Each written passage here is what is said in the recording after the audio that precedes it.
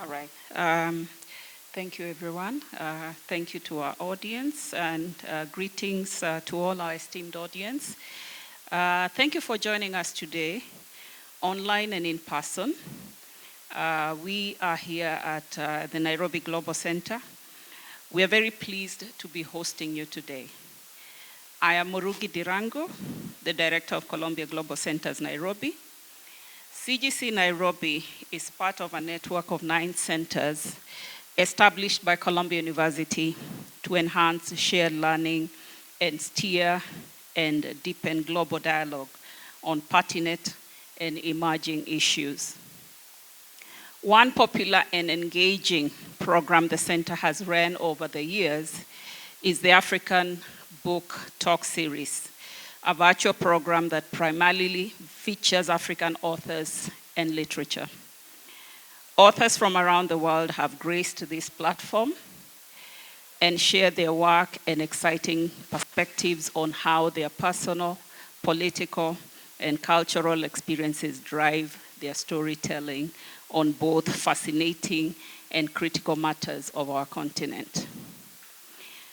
In the past, we have hosted Mahmoud Mandani, a renowned Ugandan author, political commentator, and professor of anthropology at Columbia University in New York.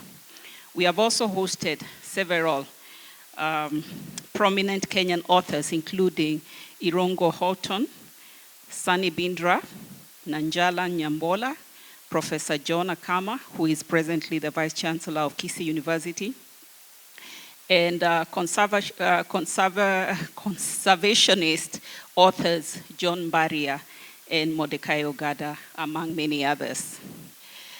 Regionally, we have had the pleasure of hosting Panashe Chingumanzi, I'm murdering her name, and Novuyo Shoma from Zimbabwe.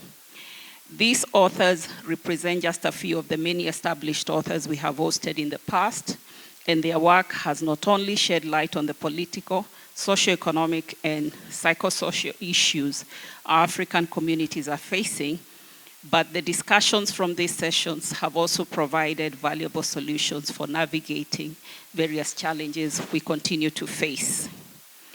The vital lessons we continue to learn from this program, and not forgetting the devoted audience we have had over the years, are gradually shifting our focus to expanding the program by making it hybrid. This model, we believe, will enable both the authors and the audience to intimately engage with each other and provide an opportunity to have invaluable, in-depth discussions. We are very pleased that the first edition of this hybrid mode of the African Book Talk series will host Lilian Ng'ang'a, the author of Madam First Lady and the former First Lady of Machakos County. Lilian has been and continues to be many things, from a model, working at the office, an airline cabin crew, to an entrepreneur, owning beauty parlors, a travel director, a hotel operations manager, a construction project manager, and now an author.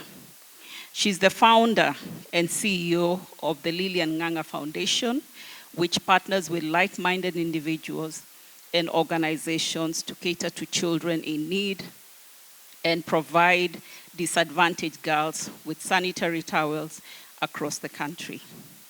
Through the Machakos County government, Lilian was instrumental in spearheading innovative health, education, social welfare, tourism, youth, and sports programs, which she will shed more light on in today's discussion.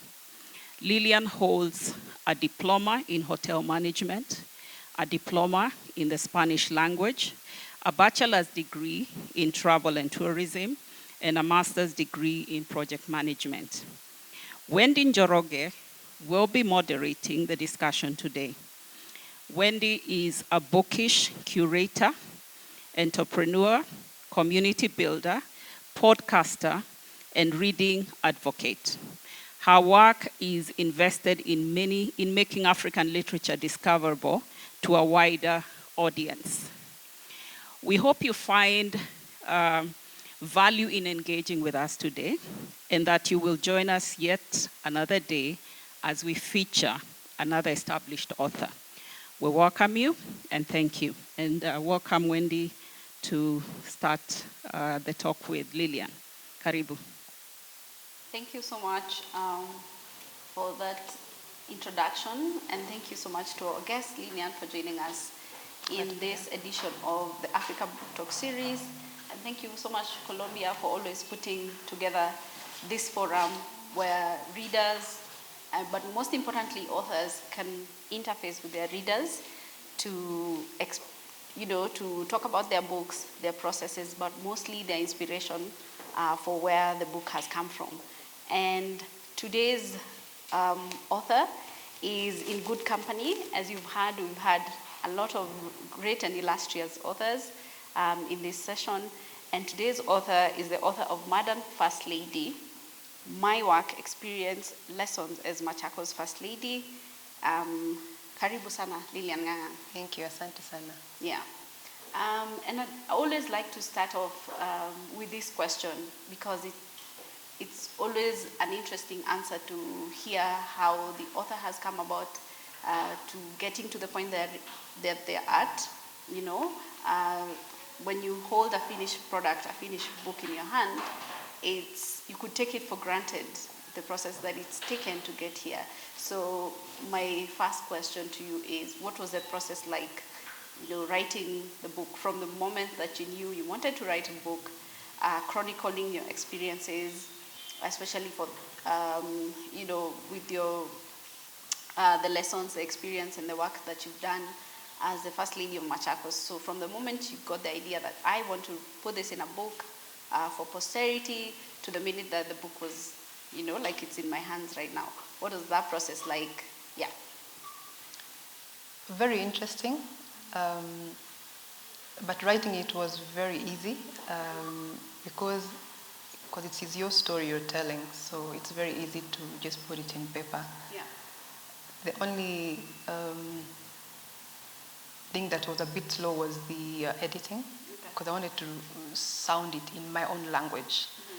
So I had to go back and forth with the editor, but I got a very fantastic editor at the end, and the book is in our hands, and it almost sort of feels surreal. We can't actually believe you actually have a book, and we can actually add an author into who I am as Lilian. So it's pretty exciting. Awesome, yeah, and that's a very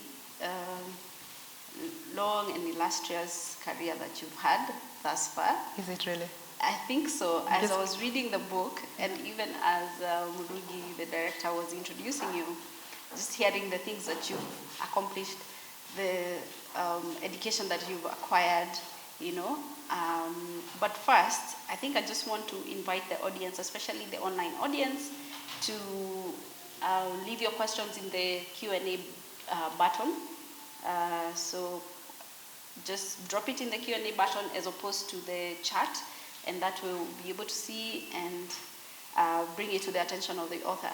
But yes, so as I was reading this book, I was really impressed by not just what you've been able to do, but how much you've been able to reinvent yourself, right? Over your life, having started your career, maybe right off from school, but you've been many, many things. So you wanted to just highlight, some of the things that you've done in your career. You make it sound like I've done so much, and actually I feel like I'm only beginning. I've had a pretty, what's the word to use? I've done many things for my age, and as I say, I'm only beginning. But I think I was lucky to get into, get into the work environment as soon as I finished school. Yeah. And as the introduction said, it shouldn't be one thing in your life. Yeah. I believe I want to actually actualize this. In every 5 years, become something new. Wow. So I've been a model. I've worked in the industry. Yeah. I've run a hotel. I'm now in construction. Yeah. And I'm now an author. Oh, great. Yeah, 'cause sometimes when you get into a career in your early 20s, you feel like this is what I want to do for the rest of my life. But no, you shouldn't restrict yourself. Yeah. Because every year, not every 5 years, every year you're a different person. Yeah. Yeah, so you must enhance that new person you become every year, if not months. No, I love that. I love that, even as a philosophy to live by, like taking whatever lessons that life is throwing at you and continuously reinventing yourself. Absolutely. Yeah. And, you've also been a spa owner, right? I've run two beauty parlors. Yeah. I was doing that when I was in the airline as a side, you can call it a side hustle. Yeah. Ran it for about 3 years. And then, unfortunately, I had to close shop. I mean, as many businesses, sometimes that's a fatal. Shop, But it was a learning experience. It's always nice to have an idea in mind, and then you actually have it fully functional. Okay. Because I had this idea in my mind, one day want to own a beauty parlor. So getting the space, putting everything together, hiring the staff, end of the month you're making some profit. It's pretty nice. It's very satisfying. Very nice feeling. Okay. Yeah. So, do you have an interest in spa business? No. I just remembered that, yes, I also read it, that you had, in the book. So we are talking with highlights from this book, Madam First Lady, in case you're just joining us, which is Lilian Ng'ang'a's first, right? It's your first book. And it chronicles her work, experience, lessons as Machakos First Lady. And to the point of the book, which is where you focus mostly, especially on documenting your efforts and the projects, which are many, that you undertook in the county. First of all, why was it important that you put this in paper, like you record this, and also like what are some of the projects that were near and dear to your heart, and that you'd like to highlight? The inspiration to write the book was number one, because I was the first person to occupy that office of the First Lady. Yeah. And although it's not in the Constitution, it's a pretty big office, quote, because the First Lady assists the executive in a lot of things, because they work with women, kids, the youth, and if the executive wants to especially run for a second term, the work of the First Lady plays a very big role. And I feel the new governments that are in working now, they should actually, outline what the First Lady's work is in the county, because it's totally disregarded. Yeah. So I had to document the work I did, just to avoid it being forgotten. Yes. Because it's a lot. And also, I wanted to tell my story in my own words, because sometimes somebody would tell your story, but in different words. Yeah. So I wanted to come from me, just for posterity reasons. And then just to appreciate everybody who's been a part of my life. Yeah. It was 8 years. Everybody who helped me achieve that, because of definitely I didn't work alone. I worked with a lot of people. So I wanted to capture their efforts and contribution, and basically be a stepping stone for the next person who's going to come and occupy the office. Yeah. But I feel the roles of the First Lady, the county First Ladies, needs to be outlined clearly. That way there's no, it's not hazy. Yeah. Because somebody would just think you're the spouse, you're the partner, you're the wife. Yeah. You're just supposed to accompany the executive to functions. You're not doing anything. But the First Ladies are doing quite a bit. Yeah. And I hope that the First Ladies, actually the ones who are in office for 10 years, they're able to document their stories, because they did a lot. Yeah. So to summarize, it was just to show what the First Ladies do in the counties. Yeah. Yeah, to appreciate their work. No, and I love that, because I'm a big believer in knowledge transfer, and the fact that you've lived a certain experience, very unique experience, it's good that you have it in paper, so that the next person who occupies that space and doesn't have to start from scratch. Yeah, definitely. Or they can see themselves, and they can see challenges, then how you've overcome them, so that it's not always reinventing the wheel. So thank you for doing that. Yeah. So on to some of the projects. I know you did a lot of work in the 8 years, but some of the projects that you did that really touched your heart, that you would, just like to highlight for the people before they get the book and read it for themselves. Yeah. I just highlight a few, that way the ones not mentioned can read when they buy the book. Yeah, sure. Yeah, but the main ones were, number one was cancer awareness. As you all know, all of us somehow have been affected by cancer, family, friends, community. Yeah. And in 2013, I lost my aunt to cancer. Very vibrant lady. Yeah. I hadn't seen her for a few months, and then when I went to visit her, her hair was shedding off, and then she was just joking. I told her, Auntie, Nini Mbaya, what is wrong, Auntie? And then she told me, she actually touched her hair. Oh, I have cancer. And then her hair was falling off. And then she was actually dead after, 2-3 weeks. Oh, sorry. Yeah, so I was very keen to do that program, and it was very successful, I'd say. Yeah. It was structured in a way that we got to every person in the county, I'd say. The county, Machakos County has 40 wards, so we visited every ward, and we were able to go to the remotest of villages with the Beyond Zero truck that the First Lady Margaret Kenyatta donated. Yeah. So where I would not have a health center nearby, we were able to use the 2 trucks donated and go to every ward. And then I would actually got KMTC students on board because of the language barrier. I'm from a different tribe, so I'd get them to do skits in the local language, so that the older population are able to understand what you're talking about. Okay. And that was very successful. And then as we did that, we collected a lot of data. We opened a cancer registry in the main hospital, the Machakos Referral Hospital. And then, talking of highlights, the highlights from the program was when the county got its first cancer center, research center in 2019. Yeah. That was a super highlight because I felt my... That's a big one. Yeah. I mean, that's a big one. I felt my hard work had paid off. So it was a very proud moment, and I'm hoping the current government is able to allocate more resources and make it as functional as... so that people don't have to come to Kenyatta and Nairobi for treatment. Yeah, for treatment. Care. Yeah. But the downside of that was when I'd meet somebody during the outreach programs, and then I get a call later, somebody did not make it. Yeah. So it was up and down, up and down. Yeah. But weighing the two, the app is definitely more. The apps were definitely more. So I chose to go with the highlights. Okay. Yeah. Most definitely. Yeah. Another program, before I move to the program, we've seen, just an observation, we've seen many centers for dialysis come up in the counties. Okay. So I hope the government is able to allocate resources in the county, and we are able to have more centers instead of people coming to Nairobi at the end of the day. Yeah. Yeah. It's expensive, and we don't have the personnel per se to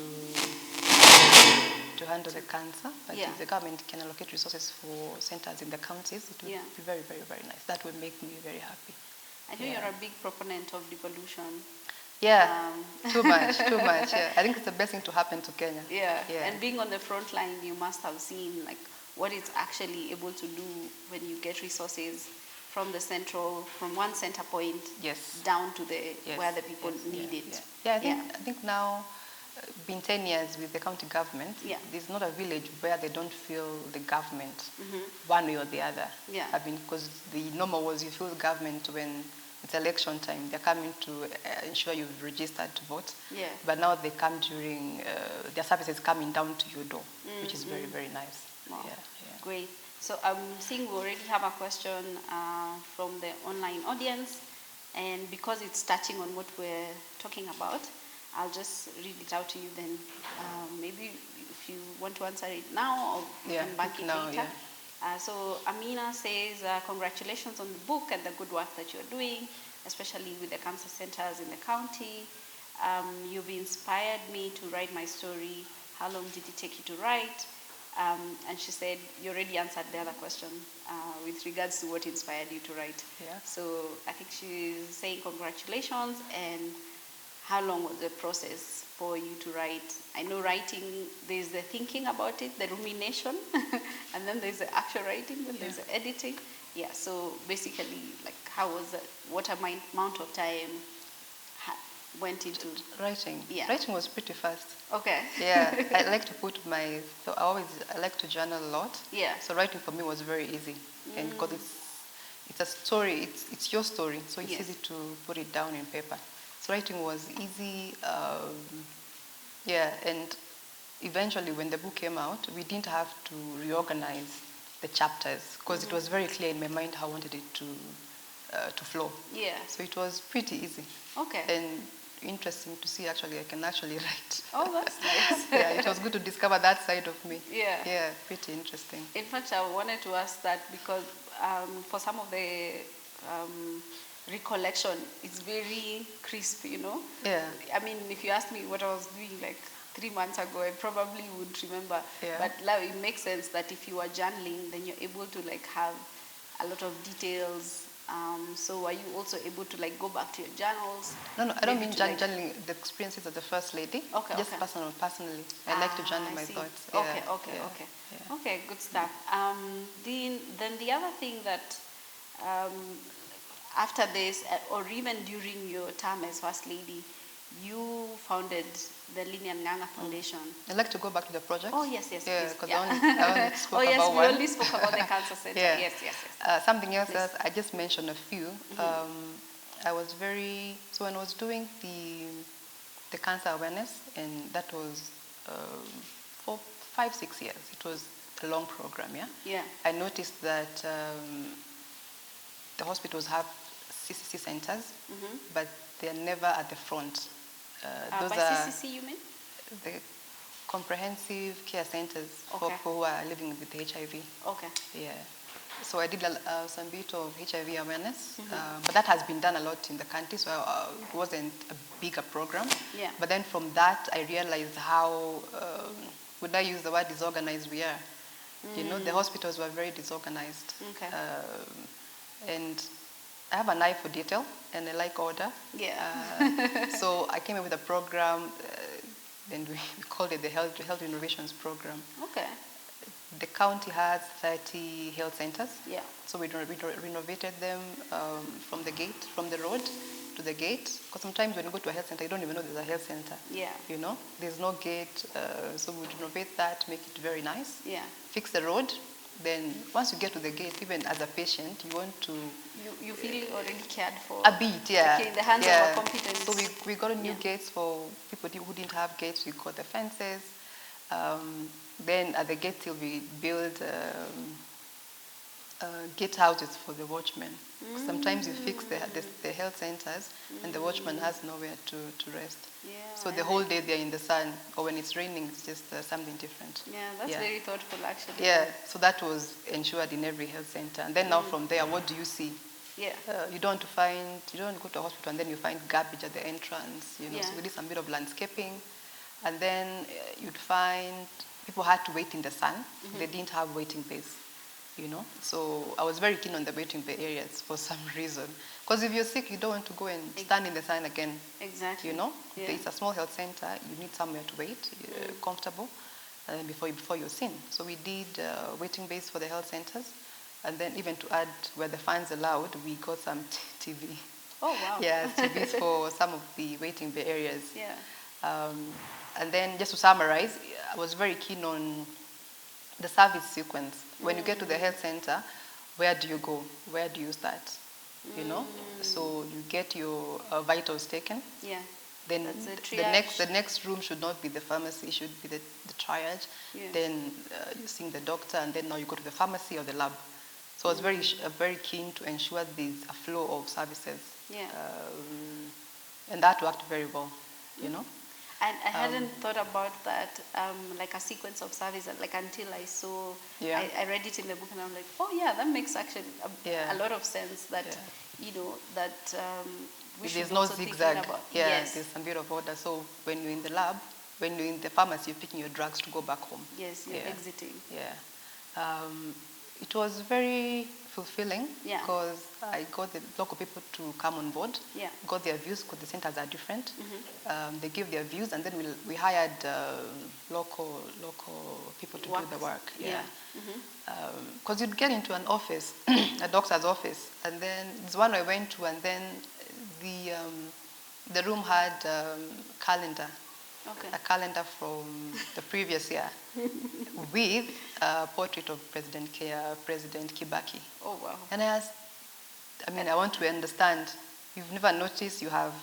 And somebody shows up for every day. You know, so just taking care of your environment, your area, your work area, because at the end of the day, you spend a lot of time there in your life.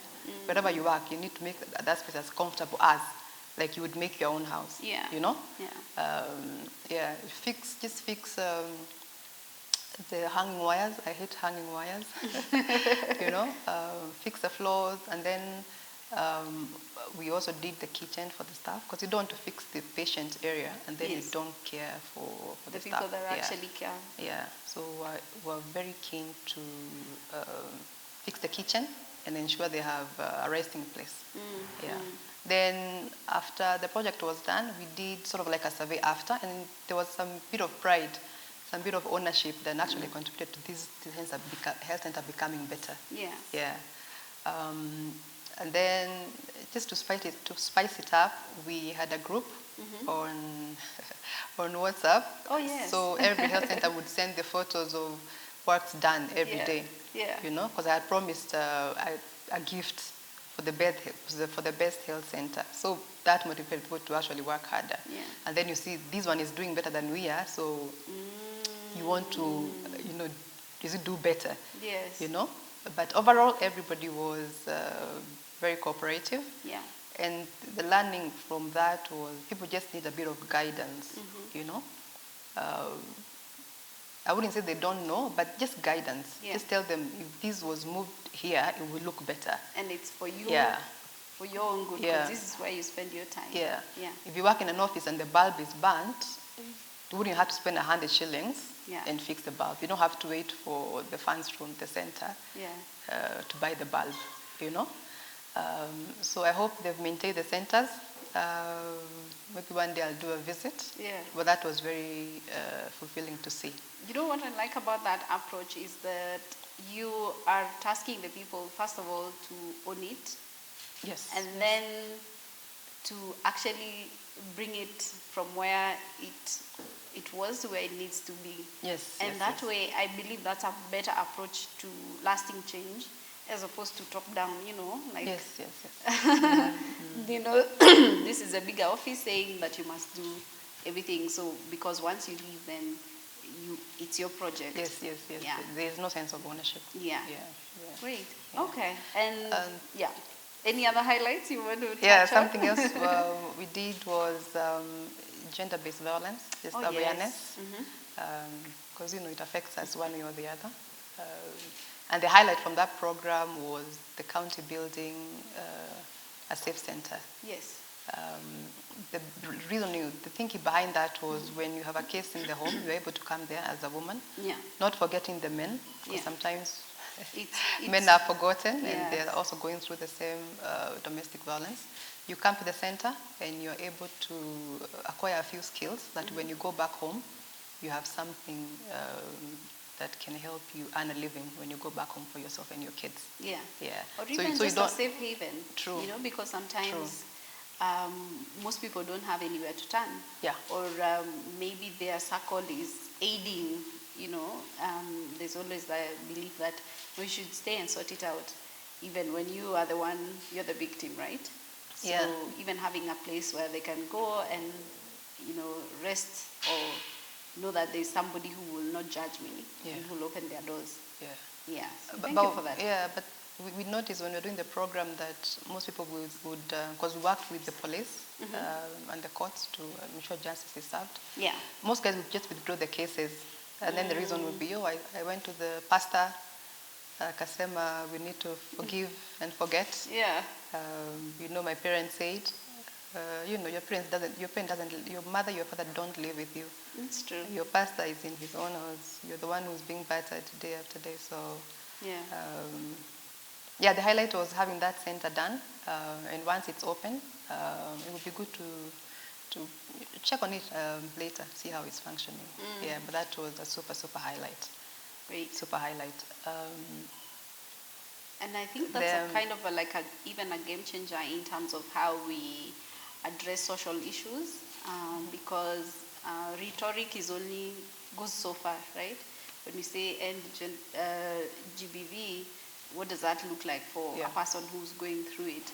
But if we say, okay, here is a center where you can come and stay as much as you need to. Quiet time, or you can upgrade your skills while you're at it, and you have more options. Yeah. So, yeah. And then the best program that I did warms my heart completely. I worked with kids. I had a children welfare program. Yes. Where the county has about 29, 30 registered homes. There are so many homes, but I didn't work with the ones that are not registered. Where we supported them to ensure every kid goes to school. Yeah. And they have insurance, health insurance. All right. And it was the best program above, if I can say that. Yeah. Because for 8 years, you're able to see kids who are really young grow up. Yes. You know? There's a photo I have of a girl, I think she was maybe months old. Wow. Yeah, when I started the program. And then she was a very heavy baby. I couldn't even carry her. Yeah. And then now she's very big, 8 years. And then I got friends from the program, the directors, and of course the kids. And then every year, every end of the year, Christmas, we'd have a Christmas party. Okay. You know, just get into the bus, come to the Machakos People's Park, and eat, play. We give you books for the next year, and I'll see you later. Wow. So that was a super highlight. Maybe the best program I ran, just to see the kids enjoying themselves and becoming just free. It was very nice to see. Because I believe feel loved and appreciated. Yeah, because I feel regardless of your background, you're an orphan. Maybe you are abused. Doesn't mean you have to. Your life has to be to end. Yeah, is it to end or to be miserable? Yeah. Because I believe once you give a child a firm foundation, the rest they'll figure out. Yeah, so I was very keen to offer that firm foundation for the kids. No, that sounds like a really great way to, to impact thousands of lives, basically. Yeah, definitely. Yeah. Because once you touch the children, Yeah. And then it's always good when the kids send me photos they've graduated. Yeah. Because they're in school, primary, high school, and university. Yeah. Yeah, that really warms my heart. And there's a baby I read in the book that was named after you. Yes. Yeah, when we're doing the the health center's renovation program. Yeah. Yeah, so once I got to the gate, a lady was giving birth, and they were like, "Oh, First Lady Amefika." Like, okay, I'm gonna name my baby Lilian. Wow. So baby is called Lilian. There's a photo somewhere of her. Yeah. So that was interesting. That's very special. Yeah. Quite. Yeah. Very nice. Great. Yeah. Our audience online, please keep the questions coming through the Q&A. We're talking to our author today, Lilian Ng'ang'a, who's written the book Madam First Lady, My Work Experience, Lessons as Machakos First Lady. So far I see a couple of other comments. So she says, congratulations, she's incredibly proud of you. And there's an anonymous attendee who says, great book, Lilian. Could you tell us what you've learned about balancing motherhood and career, that work-life balance?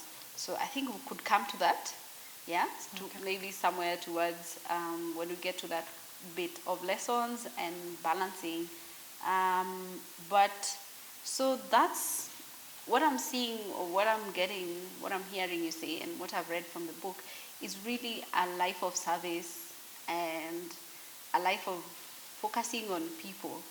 And it's no surprise to me that you have a foundation, the Lilian Ng'ang'a Foundation, that really just focuses also on that, and that you are still actively working to impact mostly kids and girls. Yes, so maybe you can tell us a bit about the inspiration for the foundation, how the people who are listening to this live or even after this online can take part, can be part of the foundation and, to create a lasting change. Yeah, I have a foundation. It's called the Lilian Ng'ang'a Foundation. And sometimes people feel they don't have much to offer. Yeah. Maybe you look at your salary, you have to pay school fees, you have to send money back home, you have to buy food for the family, so you feel like you don't have much to offer anybody else. But that's not true. It could be 100 shillings, it could be a packet of, unga. If you're not able to do that, it's you giving your time to the centers, the homes. So I have, would I say it, a calling? Okay. Yeah, even before I was First Lady, when I was running the beauty parlors, I'd always get my staff members, and then we'd go to just pick a children's home, and then we'd go and do the nails for the kids, and do their hair, you know? Yeah, so it started from way, way, way back. Yeah. Just randomly, when I'm shopping, I usually pay shopping for people in the supermarket. Wow. Just randomly, you know? Yeah, the foundation caters for kids who are in need. As I said, I'm very keen on kids because they should have a firm foundation regardless of the background or the circumstances. And then also he has a department for the girl child, not to forget the boy child, but I'm working with the girl child for now, where we provide sanitary towels with innerwear as well, because sometimes we donate sanitary towels with the assumption, and you forget, with the assumption that they have the innerwear. So we do both. We provide for 1 year supply, and it's pretty cheap. If I can use the word cheap, it's affordable. Okay. Yeah, because with about 1,500 shillings, you're able to offer a packet of, not a packet, a bundle of 24 sanitary towels. Yes. And 12 innerwear.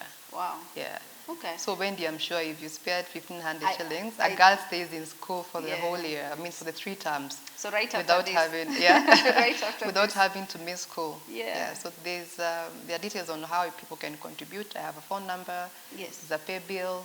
If you want to contribute. And that's on the website, right? It's on the website, yeah. The Lilian Ng'ang'a Foundation website. Yeah. Okay, that's good to hear. And 1,500 shillings is the minimum that you can, or rather it's, you keep a girl in school. You keep a girl in school. One girl.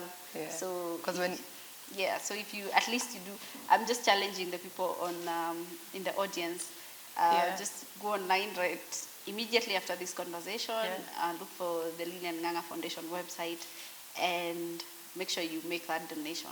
At least one donation. Because when you think about it, when you go for lunch. You eat, I mean, how much do you use? For 1,500, right? How much do you use? So just realizing we have so much to offer. It doesn't have to be a lot, but just you share what you have. And with that philosophy of giving and giving back, so that's really good to hear. And just a question: is the foundation's work still in the county or? No, it's open. Your focus is open, open to the whole Kenya-wide. country. The country, Okay, great. Yeah. That's really good to hear. Then the other thing, so we have a question about balance, but I've also wanted to pick your brain on, so recently you've had a lot of public scrutiny.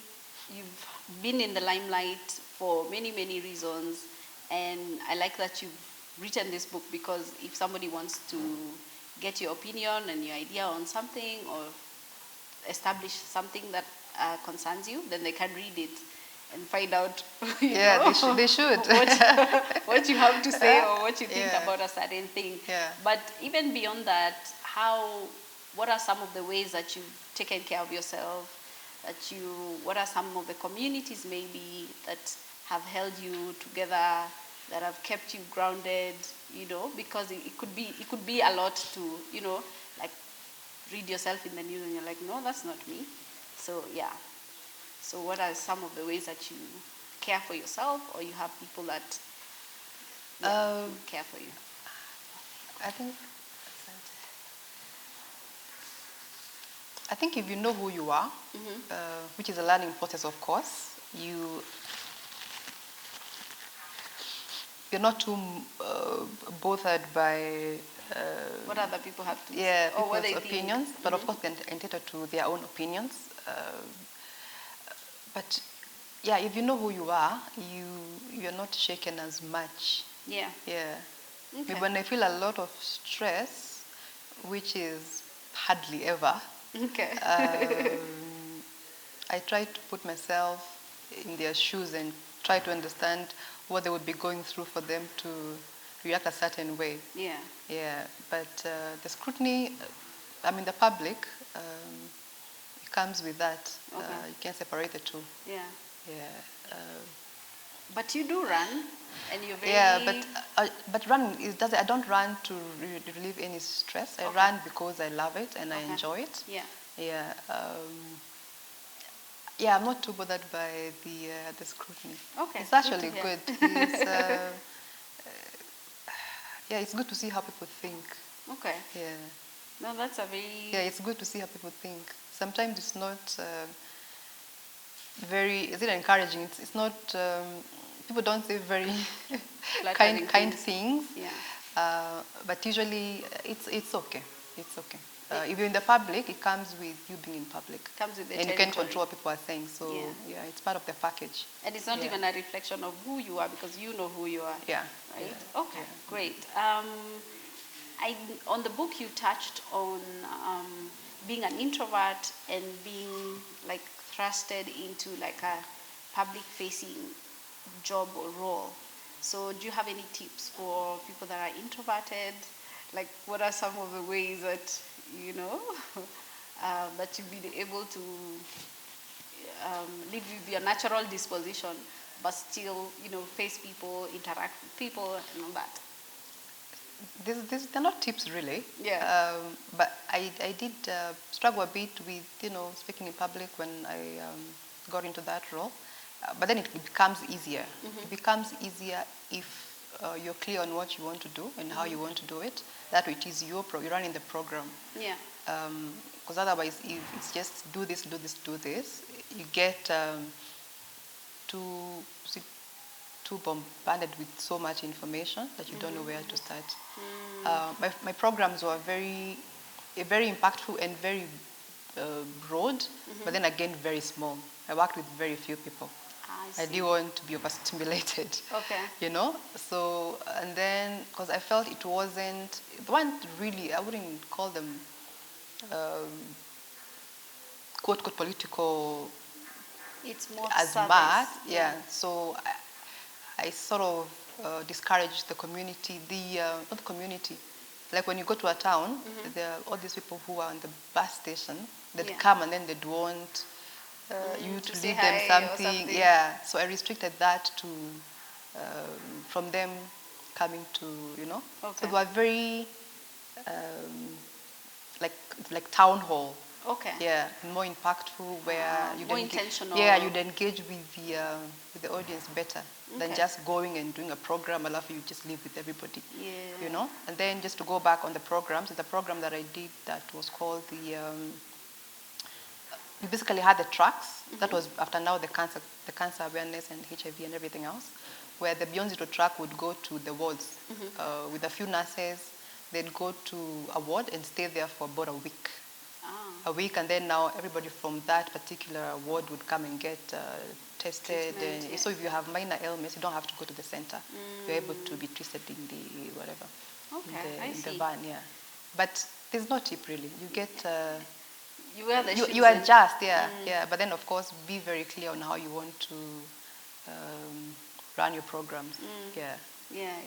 Okay. So what I'm hearing from you is intentional planning and knowing what you want the end result to be, and just focusing on that. Yeah, putting aside it way easier. Yeah. Okay. Yeah, makes it way easier. Yeah. Before we try to wind up, I find that writing, especially in writing a memoir, writing about your life, what it gives you is the benefit of hindsight, right? So as you're living life, you're moving, and sometimes until you sit back and reflect over the 8 years or over whatever period of time, then now some things can come to the fore, you get hindsight. So just as saying this to say, like, what are some of the things that maybe occurred to you much later? So it could be about yourself, could be about how life runs, or could be some things that you look back and you're like, maybe I could have done something differently. Yeah. No, I wouldn't change a thing. Yeah. Yeah, Okay. I wouldn't change a thing. Because nothing ever happens by mistake. And I always feel there's superpower in holding my hand and guiding me through everything that I do. Yes. So there's nothing I would change. Okay. Yeah, That's a good answer. Yeah, there's nothing I would change at all. Yeah. Nothing I would change. But also you speak about grief. I'm saying this to come round to the question that was asked. You speak about like grief and loss and coming to the reflection of like the sanctity of life through some of your close team members that were involved in an accident, and what are some of the lessons that you've learned, having very close people go in succession and so suddenly? Yeah. Are they lessons, really? So the people who passed on were my security. We actually were coming from a health center downtown in the villages. Yes. Then I got late, so they had to escort me all the way to Mlolongo because of the traffic, and then they went back. Bid each other bye, we'll see you tomorrow, as was the norm, because we were very busy, we were back to back, and then it was the campaign period. But now in the morning I got a call that they had actually all died. It was a head-on collision. They had all died, and I couldn't believe it, because we have plans. Yes, We're supposed to go to tomorrow, and then next week we are going, and then you have a campaign to run, So it was very heartbreaking, but and the shock, it was just too profound, But the sad thing was, was that I had to, still show up. I had to complete the program. I had to show up, and I got other people located to me. Like nothing had happened. It's life. Life has to go on at the end of the day. So that was quite heartbreaking. Then after a few months, I lost my driver, who was very close to me. He was called Philip. Actually, it was his anniversary, 5-year anniversary in September. Okay. Yeah, very nice guy. Yeah. And I remember he loved the mother. He used to buy kitenges for her a lot. So I'd give him money, just buy your mother kitenge, you know? Yeah. Then he had a son who he absolutely adored. So he got sick for about a week, caught pneumonia. And then we spoke on a Sunday. Madam, nimeshapona, I'm well now. I'm going to report to work tomorrow on Monday. Then on Monday morning, I got a call that he died on Monday morning. Yeah. Wow. So that was too much for me. Yeah. And this is in the difference of this is all happening. Yeah, I lost the people in June. Yeah. Then I lost Philip in September. Wow. But Philip's death hit me really hard, because when you have a driver, they become a part of you. You're spending a lot of time together. And then I was doing the county projects. I was doing my degree. I was running my salons, and of course now my personal things. So I'm with this person a lot. Yeah. Yeah. So for them to just, would I say, die on me like that without with no warning, I didn't know how to handle it. It took me 3 years to talk about him without crying. Wow. Yeah. So that was hard.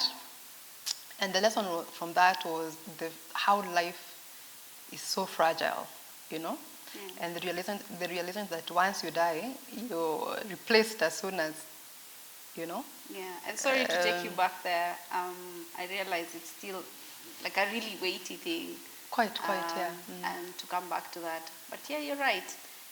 That life is precious, and sometimes the things that you thought would not run without you, they actually do, and they do very quickly. Yeah. Your boss gets a new worker. Sometimes your friends also get new friends. Yeah. And so on and so forth. But yes, I think then that's like a prompt for us to live intentionally. And I think you say it in the book about yes. living every day. Yeah. So from that time, I always live every day like it's the last day I'm living. Yeah. And I always tell my husband, tomorrow might not come. Even if we're not getting So along, sure. we must get along somehow. Tomorrow Yeah. might not come. So we have to be in each other's good books. Yeah. You know, I became very grateful, very intentional, and I never take anything for granted. It also showed me that you should never disregard anybody, regardless of their social status in life. Yeah. You know, just because he was a driver, he was somebody's, son, husband, boyfriend, a father. Yeah, so never disregard anybody based on where they're set in society. Yeah, but the big lesson from that was to take every day like it's a precious gift. You can't take it for granted. Sometimes I forget to pray, and then I wake up in the morning, oh, I'm alive, and I forgot to pray. You just think it's normal. And I'm like, oh, sorry, God, I forgot to pray. I need to pray, Yeah, so I'm very intentional in everything that I do, who I and bring into my life, what I do. Just very aware. And my mantra is memento mori, carpe diem, which means we all die. So you must seize every day. You seize every day as much as you can, because tomorrow might not come. I mean, But then that also makes you can't fear death, because it can happen. You fear death, don't you? No, I don't like to think about it. You don't like to think about it? I think once you do some bit of philosophy here and there, they say philosophy teaches you how to die. So you're very aware that I could actually collapse now and actually just pass away. It's not going to happen, but it could happen. No, yes, but it's a possibility. Yeah, it's a possibility. And I always want, if that happens, if like I got a heads up, a 5 minutes heads up of, Lilian, the Lord is telling me I'm taking you in 5 minutes, I'll be like, it's okay. I've lived a good life.